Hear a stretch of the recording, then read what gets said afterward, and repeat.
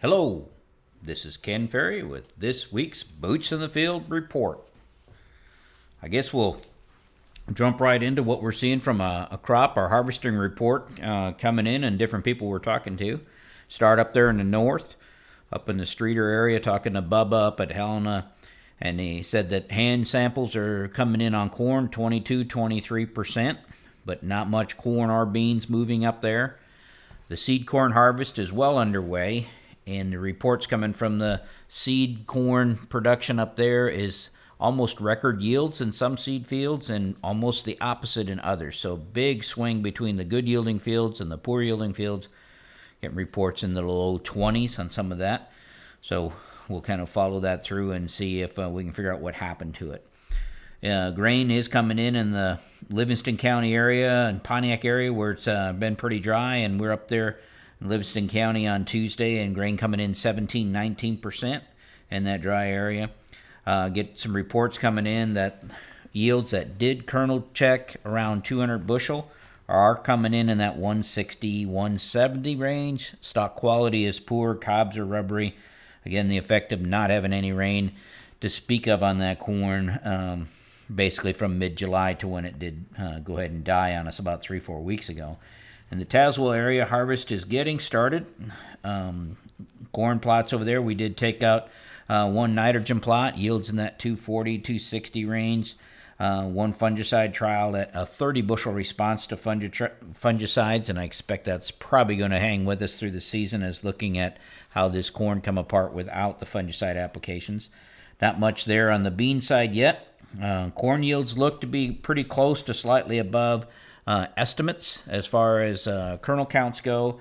Corn on corn, though, is getting reports of it falling behind the corn on beans there, and some numbers as much as 100 bushel behind. So we'll kind of track that as time goes and see which varieties are falling apart and maybe what the cause would be as well. Down around the Lovington area, again, the early corn hanging in that 230-240 range. So again, slightly better than our yield checks. So that's good things. Corn on corn down there looks to be 10, maybe 15 bushel behind corn on beans. Not much bean harvesting going on. Also a report of a fungicide trial coming in from down there at about 36 bushel advantage to fungicides. And I think, again, we'll see that across the board. In the Winchester area, guys are again at their early corn down there, running into 230, 240 on the corn, and again, slightly better than yield checks. Some beans harvested down there. Sounds like most of them north of 80 bushel. So that's going to be fun to watch that and see how it unravels as well. Not much done here locally. Not much reporting coming in. Getting moistures in that mid-20 range on the corn. There is some early seed beans coming out, and pretty strong numbers there. Seen some 2.7, 2.8 beans, and the reports so far are north of 90 bushel. So it'll be exciting to see how that carries out. Had about 3-4 reports now, though, of pretty heavy stink bug damage in some of these seed bean fields. And, of course, that probably is going to show up in our premiums for the seed.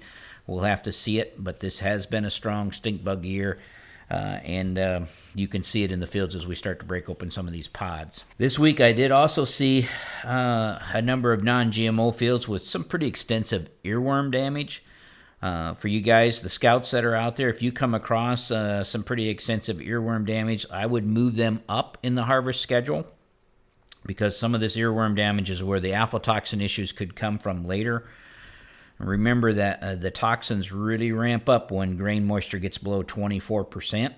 So better to take the stuff that's got a lot of damage a little bit early than to get caught with the toxin issue that we try to deal with later on. The crew has started taking out the plots. For all of the plot partners out there, first thing I want to say thank you for being involved with this plot program. From a scheduling situation, if you guys can give us as much notice as possible, so we can schedule not only the scale carts but the manpower to take care of it. And if possible, if you can give us a 2-day notice at minimum, that would really make things run smoother here in the offices, keeping track of where we need to be. The soil testing crews are firing up already as these fields start to come out. You guys that have fall testing ordered, make sure to call them in so we can stay as close to your combines as possible and keep the schedule moving for later fall work. I know there's a number of you that haven't ordered your fall testing yet. Some of you order it the day you harvest the field, and that's okay. We can still do that. But with the new LiDAR data that we're using, and where we're taking topography now, incorporating that with yield maps and soil maps itself, it takes us a little while to prep these fields. So trying to get them recut. So all of your soil sampling zones will be recut this year. A lot of you have already seen it on your summer testing stuff and how we've reused it. And I think we're definitely improving on a good product that you already have out there. But it does take us a couple days to get that done. So if you would take time now to get those orders in here, that would give time for Nick and Miles to go ahead and recut your fields and look through your yield maps to see how we would rezone that all out. That way they would then have them ready for the soil testing crew as soon as you guys get them harvested. So we won't be able to hit them as fast, if you're just calling them in the day you harvest. So give us a little room there. We'd sure appreciate that. I think we need to keep our eyes on this crop. It's all coming together, but your early corn and your late corn aren't going to be separated very, very much. A plot that came out today looking in that 103 to 118 day range and only 4 points difference in moisture. So the situation, and some 60 bushel differences in yield.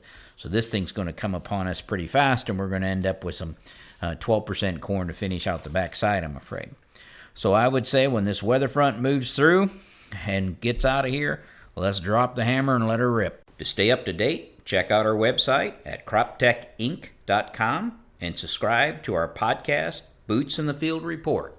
Keep her safe, keep her moving.